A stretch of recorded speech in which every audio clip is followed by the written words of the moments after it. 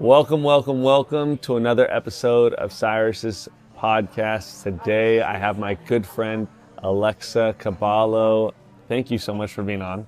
Thank you for having me, and thanks for coming to my hometown to do this. I know, right? This is pretty cool. Like, you flew in just to do this podcast. That's it. The only reason I came to Connecticut, I actually flew into New York and drove here just to do this podcast. Couldn't even take a helicopter. Just came right into... Cyrus, you're such a good friend. I was going to bring a helicopter, but then I was like, you know what? She might need me to drive her places afterwards. You're so good to me. So that's why I just brought the car. Anyways, I'm excited to be here. I'm excited to talk to you. You know, some of my best friendships in the industry, some of the coolest people that I've met have been introed by you. Aww. Right? Like, one, we're good friends, and then you've connected me with such good people, and I'm a big believer in, like, good people connect good people. Totally. So I appreciate you being part of my tribe in that way. And with that being said, like, you know, you're an absolute killer in real estate, but, like, I want to know before real estate. I want to know, like why real estate, right? Like, what even got you into this industry? Like, why did you even think about starting a business in real estate? Yeah. Like, what did you do beforehand? So let's just start by saying I've always been surrounded by entrepreneurs, right? Always, my whole life. And I grew up, so I always say I'm an American with Ukrainian roots. Okay. So I always grew up with my grandfather telling me in broken English, we're so lucky to live in America. You have so much opportunity here. Put your head down and work. Yeah. And while he was telling me that, I witnessed my father run the electrical business, my mother help him with that. And then my father carried out my grandfather's dreams, and they built the first ever 55 plus condos in the town of South Windsor that we're sitting in here today. Oh, wow. Yep. So I grew up on a construction site. Just kidding. I grew up just with so much activity happening. Yeah. All these businesses, all this hard work. And for me, I watched my mother go from being a respiratory therapist in the hospital to, for her, she loved helping people, but she also just was not able to be in the hospital setting because of her own respiratory issues. Yeah. So then she helped my father in his endeavors. Then my mother was like, let me sell these. Why can't I? And so I just watched them collaborate. Yeah. So the next thing you know, I go to UConn, right here, you know, in beautiful Connecticut. And I love learning. I've always loved learning. Yeah. And I studied everything under the sun. And I'm like, counselor, like, what do I do? Like, I love engineering. I love psychology. I love everything, business. Yeah. And he's like, he was so sick of me. He's like, Alexa, he's like, just make up your own major already. I was like, bro, I could do that. I was like, you should have told me that day one. We would have been done. So I made it my own major called consumer behavior, which was business, psychology, sociology, and communications. And I needed a capstone project. So I presented on the dynamic of UConn, the students, and the exponentially growing university, and the dynamic between that and the off-campus housing opportunities really encroaching on the farms. Yeah. And so that's kind of really how I got my feet wet. So rewind a little bit. So you're what is it, second generation then? Yep, Ukrainian? so I'm second generation. And your father has a electrical business? Correct, yep. Okay, so he basically, so like you grew up, and what was it? It's his own business, right? Yeah, it was him and his brother. So they do have another partner as well. So you grew up with your dad being an entrepreneur. Correct. And your mom wasn't, though. My mom was not. Her father was, however. He had a printing shop from the time he was 16 years old, and he's 82 and he's still working at his own printing shop. Wow. So then your mom leaned in with your dad and started Correct. helping him build his stuff. Exactly. And so you're watching this happen as you're growing up. Yes. And then you go to college, you build out your own major, and now you're looking at, like, what am I going to do after college? Exactly. So did you get right into real estate? So literally it was my senior year, and for part of my major, I had to do the capstone. Yeah. And then I had to do an internship. So I'm like, hey mom, can I have an internship? Because we were best friends. Like, she would always talk to me about her businesses, and I would always kind of be her right hand in collaboration. So I was like, can I have an internship? Wait, so your mom, an internship at your dad's company? And my mother at that point had opened up a real estate brokerage. Okay, so what got her into real estate? Helping my father expand from being an electrician to developing our family's farm here in South Windsor. So my grandfather had the dream and the vision of real estate. Yeah. You know how a lot of times people come over and they say in their communities, Yep. you know, the Ukrainian American community Yeah. is more heavily present in central Connecticut. And my grandfather had a vision. He said, I'm going to buy this 12-acre piece of property in South Windsor. They all thought he was crazy. Like, Paul, you're crazy. Yeah. And his vision was for this property to support our family for generations to come.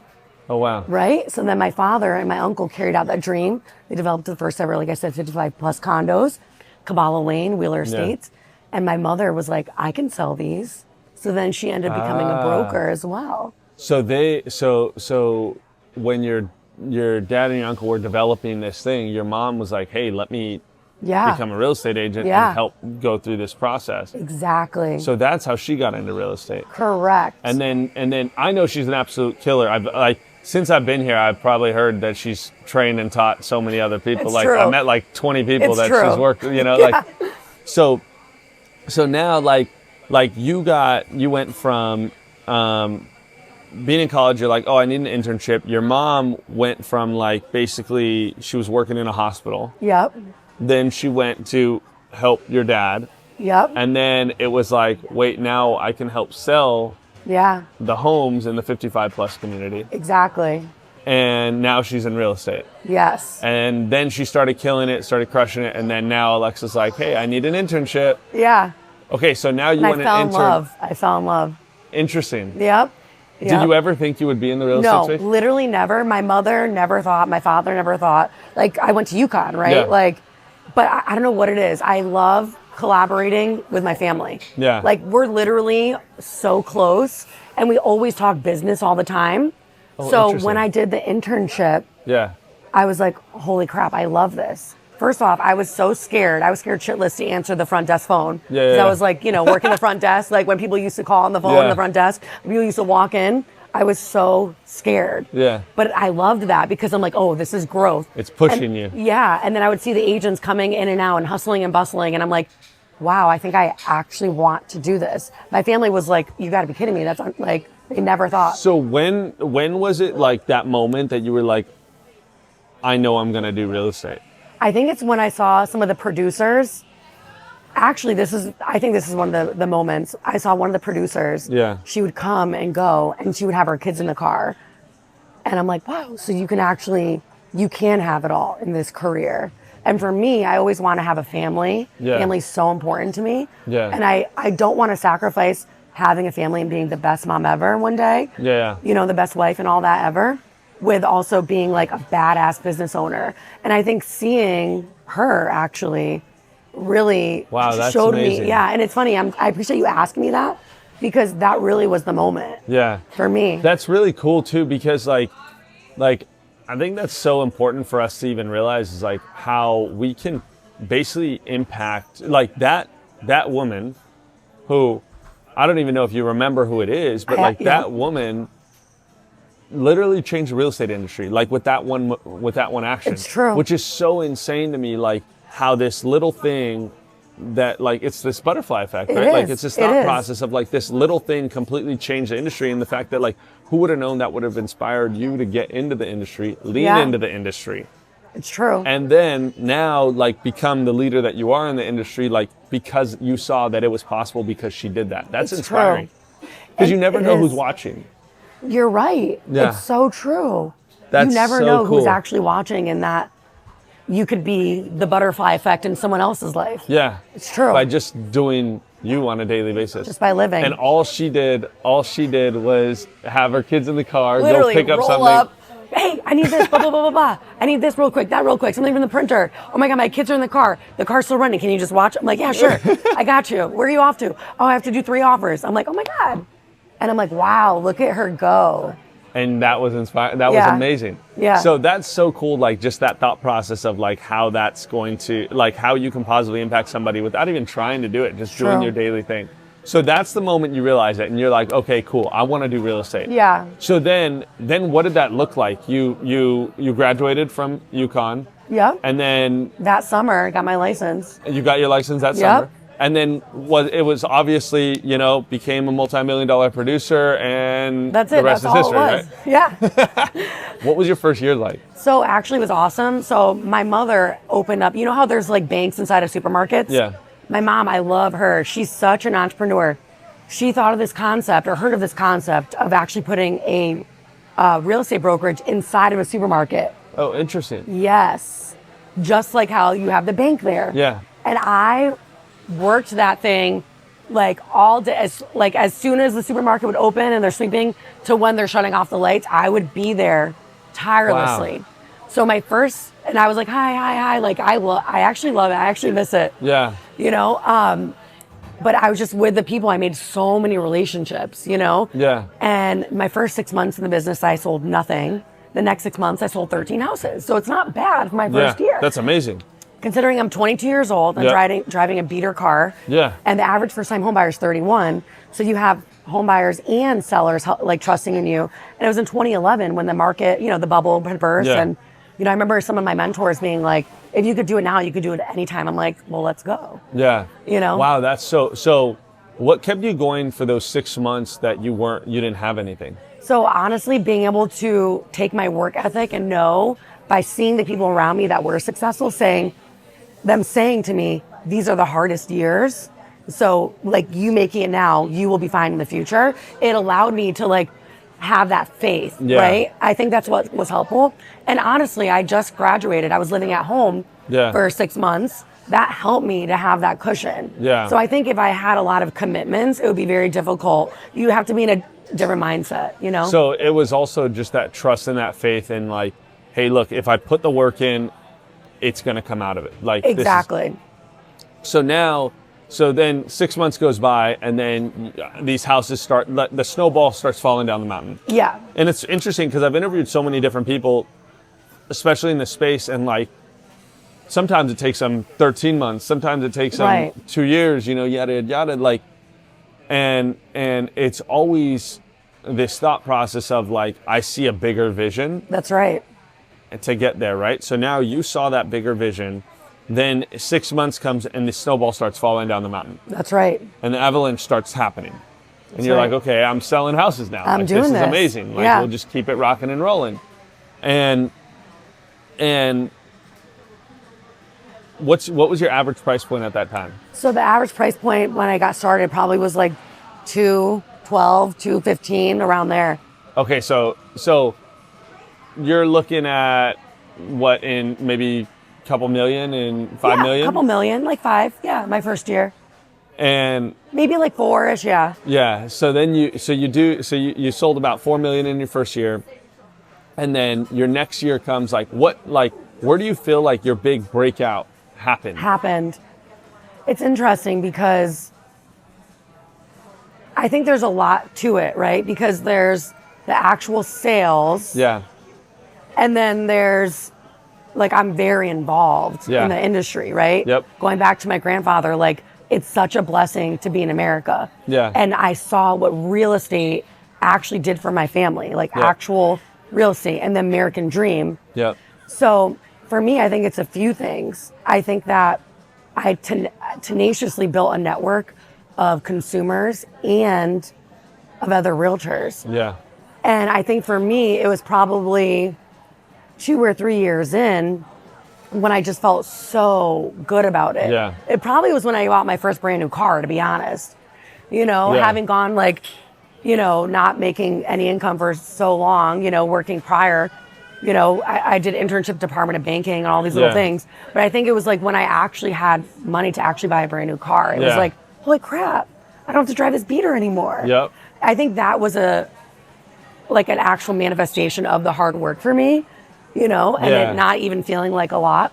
And then I think also getting involved with a young professionals network, that I learned so much and grew so much from that and being involved. I really feel that's what helped me take things to the next level.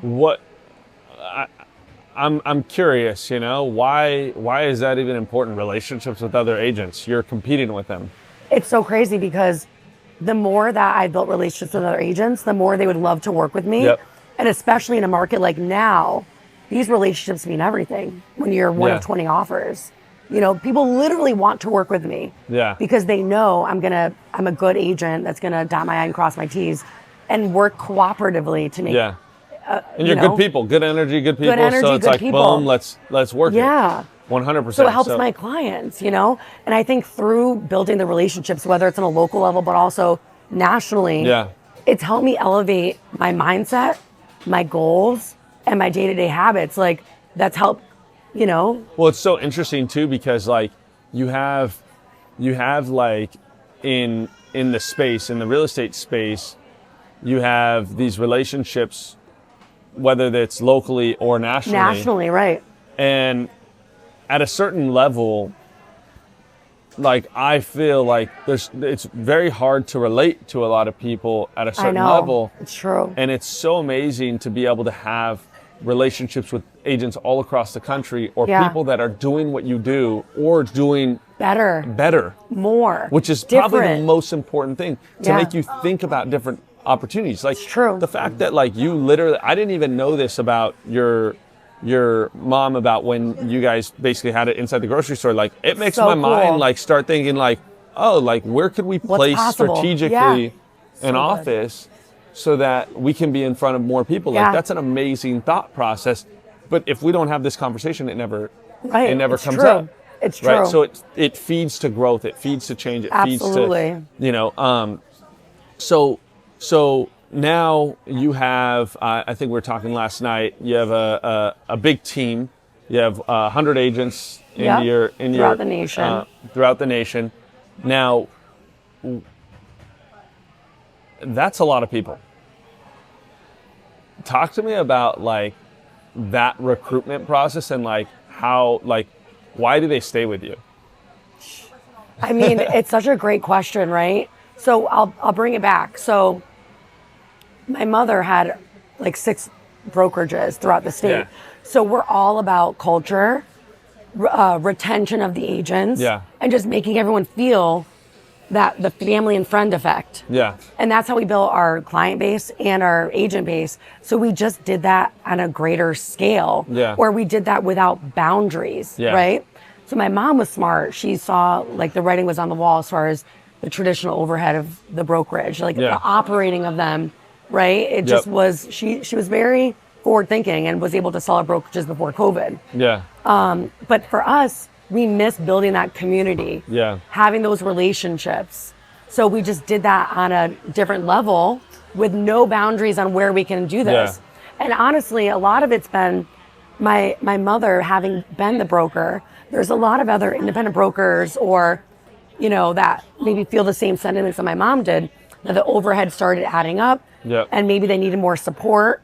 And so my mom really speaks to that same person and that same thought process. And actually a lot of broker owners that you talk to that have sold their businesses, they kind of feel like an emptiness because they were that role for so long. You were pouring into people for so long. And it's like, now what? Energy exchange. And I remember when my mom, she was like, oh my God, I miss it. And her agents missed it. And I think that we all have a place within the industry. And I think it's so important to know that there's different ways to grow what you're doing and to always have an open mindset versus a fixed mindset on the ways in which you can grow and serve, whether it's one-on-one with clients or whether it's on a team or whether it's in a brokerage or like with what we're doing on a more national level. You know, there's so many ways that we can serve others and to be there for them and to have that peer-to-peer support and that community.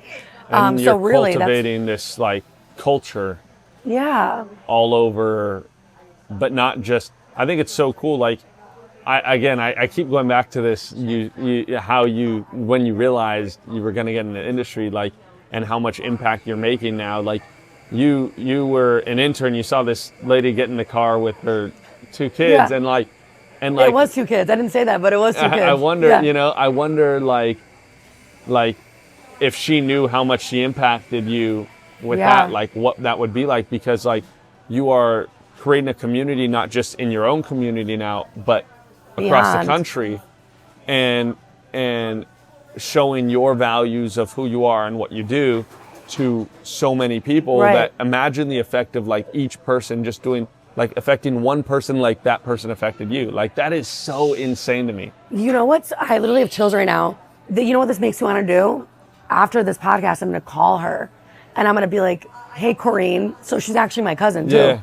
I'll be like, you don't know this, but like 100%. you know what I mean? Like, I think that we need to tell people how we feel about them. We express gratitude. And that's actually a lot with what I'm doing now, the resiliency and this and that. In our course, we actually have people write a letter to someone and then read it to them, or text them a nice note. And the first thing that they say, they're like, is everything okay? Because people think like, are you sick? Is something happening? No, let's just make it a normal thing to express gratitude, you know, for the people that we're with while we're with them. And I think that's so important. Like we say, like, give people their flowers, right? Like, oh, I love that.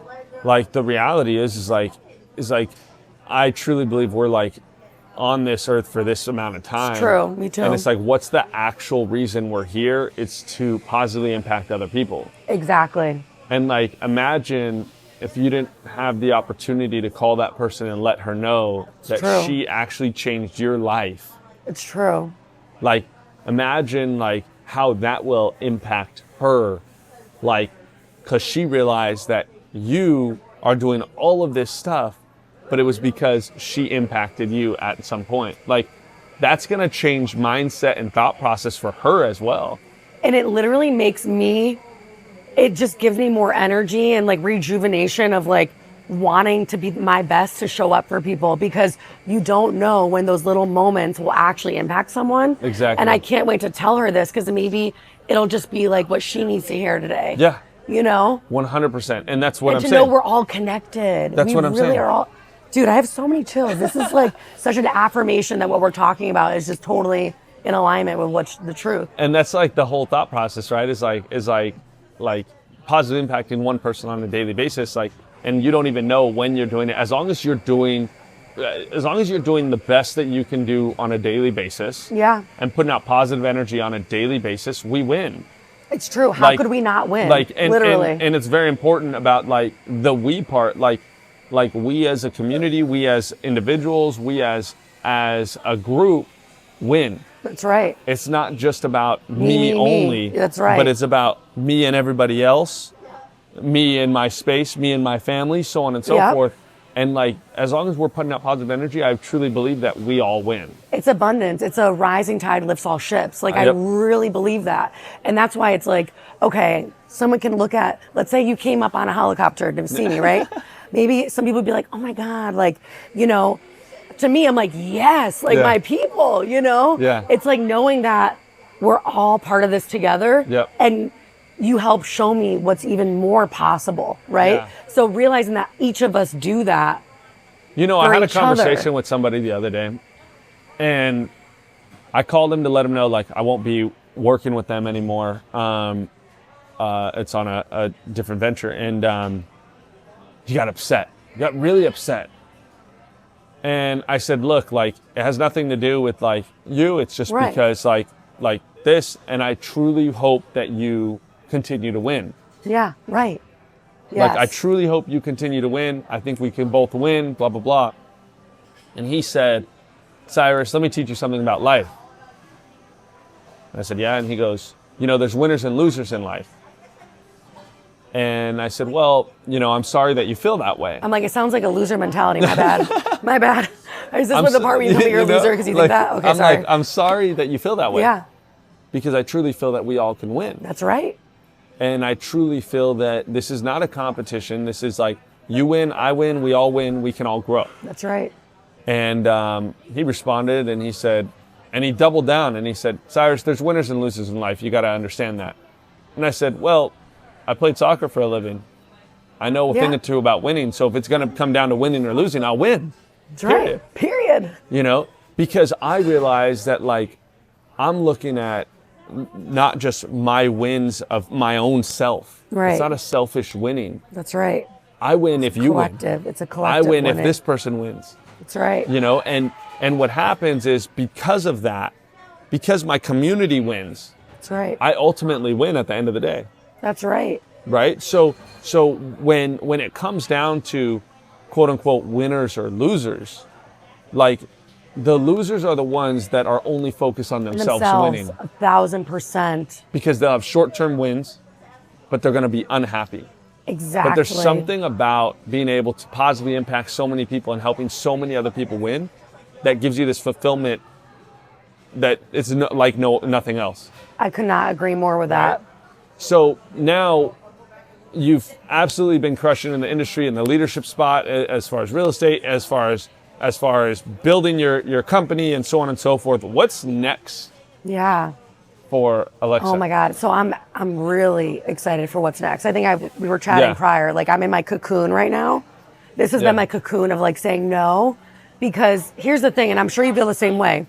I feel like because we are like connectors, right? Like just how I connected with you with some of your, like, I love that. But a lot of opportunities come my way, and I'm starting to learn, okay, I could, yes, it all sounds good, but what is my highest and best contribution? Yeah. Right? Like, that's what I'm trying to hone in on. Yeah. So I'm going to bring it back. In 2019, I was Realtor Magazine 30 to 30. You were in 2020. It was a height in my career, but it was one of the bottoms of my life. I physically lost the ability to speak for about 2 whole years. So for 2 years, I'd be leading my networking groups, negotiating offers with other agents, talking to my clients, and my voice would just cut. And I'm like, what's happening? So here I am. I'm like, everything's great, but how can it be great if I can't speak? Yeah. And it brought me to my knees, honestly, to pray, to be like, what's next? Because I'd gone to every doctor. They're like, we don't know what's wrong with you. I'm like, so now what? I had to figure it out on my own. First off, it taught me I could not do everything. It taught me that I had to delegate. Yeah. It forced me to delegate, right? And what I learned, I went to like a holistic healing session. We go around the room, and this woman looks at me, and it was my turn to say why I was there. And as I was speaking, my voice cut. Yeah. And this woman looks at me, she says, I'm a breathing therapist, and I know what's wrong with you. For as long as I've been sitting across from you, you have not been breathing into your diaphragm. You're doing what we call shallow breathing, and you're essentially cutting off your life supply of oxygen, suffocating yourself slowly. Yeah. She's like, you're doing that because you're in a constant fight or flight response. You're doing it because you think that you're like at war or being chased by a lion or a bear, Yeah. So the amount of cortisol, right? And I'm like, no, I got this. Like, I'm great. I'm thriving. Yeah. But I wasn't. I'm winning. I'm doing all this. Winning. Look at all this outside here. Yep. And but in here, you're not. I literally was not breathing. Yeah. Like, I was so stressed that I was not breathing. So I was not present. I was always, what's next? Like, how many minutes can I shave off the GPS? How many, you know what I mean? Like, all of it, not present. I would never be able to have a conversation where you really connect like this without thinking about 1,000 different things. 100%. Right? And you could feel how present I am, right? Yeah. It's a blessing. So I had to teach myself. I got very spiritual. I had to teach myself different practices, different habits, learning how to breathe again, yoga, like all these different mindset things. Yeah. And so for me, I did get my voice back, and I promised myself 2 things. I said, now that I have my voice, I'm going to make sure that I use it for the most good to help agents to avoid the pitfalls of burnout. Because imagine leaving the industry 30 to 30, but then you can't speak, right? Yeah, exactly. So I want to help agents with my voice. Now that I have it, it's my purpose, and also help consumers. So how am I doing that? Number 1, I'm a big manifester. Yeah. And I believe that when you want to do good, when you want the collective to win, when you want your people to win, you'll get calls, you'll get opportunities that'll show up for you to be like, we think this is like, so for me. It's called attraction, It's the law of attraction. So I manifested being on media on my local market, and I started doing it on a smaller scale. But then as of about a year and a half ago, I do a weekly segment on the largest news network in our state. Love that. And it's incredible because it's earned media. Yeah. And every week I show up, despite, my cocoon phase, I just compartmentalize. Let me show up for the people. I think about the grandma that I want to hear the message as I'm driving in, And I show up and I'm like, what is the message? It's not about me. It's not about how I sound or look, even though I try to show up as my best. It's about helping the person that's on the other side of the TV. Yeah. Because there's so much fear right now, so much conflicting headlines. Yep. There's so much unknown. So if I'm able once a week to come through the TV live and bring to people some hope, some understanding, it'll help them take action in what's best. Because the biggest thing is people, when there's so much fear, they don't take action. They're paralyzed. Even if maybe downsizing is the best move for them right now, Yep. right? And there's a lot of people that are sitting on homes that don't fit their needs, but the fear of the unknown is preventing them from listing, right? Yeah. So that's number one. Number two, I'm actually working to help our real estate community, like I mentioned, to avoid the pitfalls I had reached, right? Yeah. I climbed a ladder on a building as high as I can go to realize I'm up against the wrong effing building, Yeah. right? Like how many times do we do that in life? You just put your head down, you're like, oh shoot, I don't like the view from here. Like, Yeah. let me reorganize. So I'm working with these people that have brought resiliency, mental health, and wellness training to the first responder industry. FBIs, police, firefighters, Yeah. you name it, military police. And what we're doing is we're packaging it and bringing it to the real estate industry because Love we that. help the human element. If it can work for them, it can work for us. Yeah. Realtors are number 5 for suicide Yeah, it's insane. out of all the industries, right? Following, Horrible. attorneys. And it's because we're in an industry where there's high expectations, low level of control, so that equals Yeah. high level of stress, work-life imbalance, you name it. Yeah. So this is my passion, and this is how I want to help our industry moving forward. So, and I got crystal clear. So my mission is to change the energy of the real estate industry so we live as realtors more freely and abundantly, Yeah. and really serve from a true place of peace, love, and care. Because when we serve from that whole happy place, you're helping people at a whole happy level, and the butterfly effect Yeah. goes to touch all. So here we are. I love that. Yeah, and when you come from a place of that grounding, Yeah. like you really understand like how amazing it is that of what we get to do on a daily basis. Like True. that gratitude, right? Like I always talk about like ego is the devil. Like Yes. and ego being the devil is like ego brings us the worst things in life. True. The worst things in life we do because of ego. That's right. And the fastest way to kill ego is gratitude on a Yes. daily basis. Yes. In the morning, in the night, every single day, can we practice gratitude? Like that's the number one thing. And It and really so like is. if we can ground ourselves in the industry and in a way that you are teaching the industry, it's such an amazing and powerful thing. I'm really excited to see that pan out as we were talking about it Thank yesterday. I'm you. really excited to see what the next steps are, where you go with it. Now, Alexa, thank you so much for being on. Thank you, Cyrus. Where can people connect with you? Yes. So really anywhere on social, Alexa Kabalo, How do you spell it? Alexa Kebalo. Perfect. And should I give my cell too? If you'd like. Sure, because if you want to reach me, 860-808-4125. Well, Ask Alexa perfect. anything you need. All of your Connecticut referrals, that's my bread and butter. We take great care of people in my hometown in South Windsor, Connecticut. That's what Boom. we're here for.